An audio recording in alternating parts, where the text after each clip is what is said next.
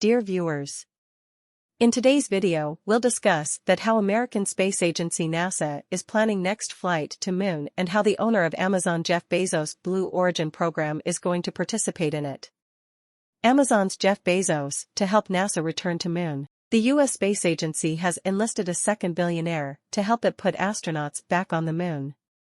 NASA is already working with Elon Musk's SpaceX firm on a descent system based on its novel Starship rocket that will touch down as early as 2025. It has now also awarded Amazon.com founder Jeff Bezos a contract to build a landing craft to take a crew down to the lunar surface later this decade.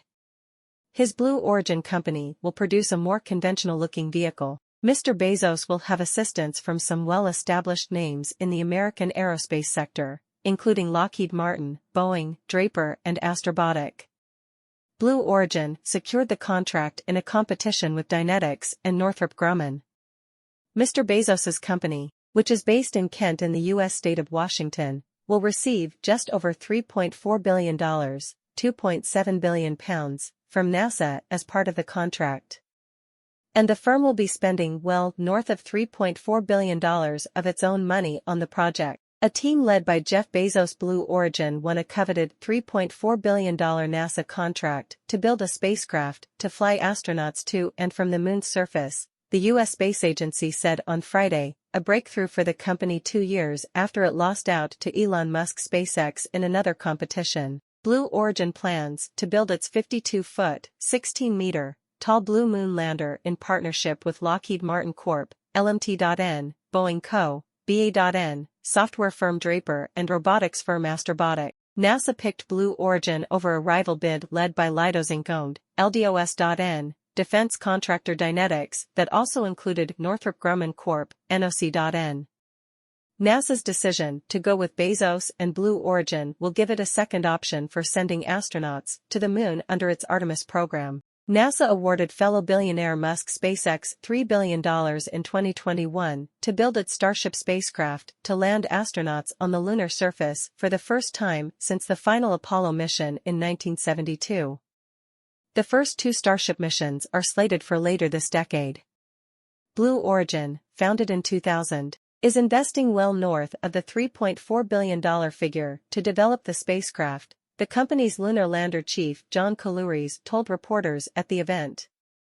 Coulouris said that Blue Origin, not NASA, would pay for any cost overruns. Honored to be on this journey with at NASA to land astronauts on the Moon, this time to stay, Amazon.com, AMZN.O, billionaire founder Bezos said on Twitter after the announcement. We go to the Moon, to learn, to live, to invent, to create all these things to be successful at the Moon. To go to Mars, said agency administrator Bill Nelson. The great adventure of humankind pressing out into the cosmos is here. And this is a part of it. It's now more than 50 years since astronauts last set foot on the Moon. NASA has laid out a roadmap to achieve a more sustained human presence on Earth's natural satellite the next time around. The agency's Artemis program envisions stays of weeks on the lunar surface rather than just days, as was the case in the 1960s and 70s. SpaceX has been asked to put down 2 astronauts at the Moon's south pole in late 2025 or 2026, and then again in 2028. These are the Artemis 3 and Artemis 4 missions. Blue Origin's 16m tall, 45-ton vehicle is called Blue Moon. It would do the job on Artemis V, which is set to occur no earlier than 2029. Before the first crew landing occurs, we will be landing an exact copy of that lander prior to that 1 year prior. So, we will be testing out full lander systems and the full architecture prior to any astronauts entering the vehicle, explained John Coulouris, Blue Origin's vice president for lunar transportation. The lander could also be configured simply to deliver cargo to the lunar surface, a minimum of 20 tons, the executive added.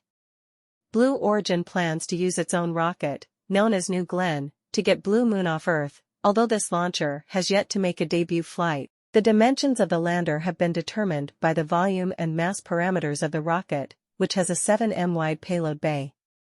Artemis I has already occurred, in November last year, an uncrewed test of the NASA rocket and capsule that will take astronauts to the vicinity of the Moon. Artemis 2 is scheduled for next year and will see a crew of 4 do a simple loop around the moon. For all the crewed missions, the idea is for astronauts to transfer to dedicated landing craft that will be waiting for them in lunar orbit. They'd go down to the surface in these vehicles, complete their exploration and then come back up. Towards the end of the decade, NASA intends for the transfers to be carried out at a new space station above the moon, called Gateway. SpaceX was awarded its contract in 2021.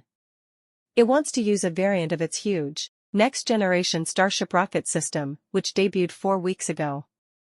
The maiden flight was terminated after 4 minutes when the vehicle spun out of control.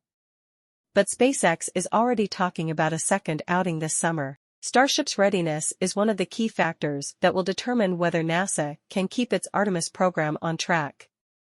Right now, many commentators consider a first crewed landing on the moon in late 2025 to be a very ambitious target. NASA's multi-spacecraft plan for the initial Artemis moon trips involves its Space Launch System rocket launching astronauts toward the moon aboard the Lockheed-built Orion capsule.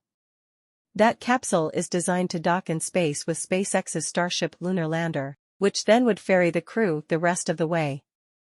For Blue Origin's mission, the Orion capsule and the Blue Moon lander would each dock with a planned space station orbiting the moon. The astronauts would then transfer between the vehicles before descending to the moon's surface. Hope you enjoyed the video. Please do subscribe our channel, like, comment and share our videos.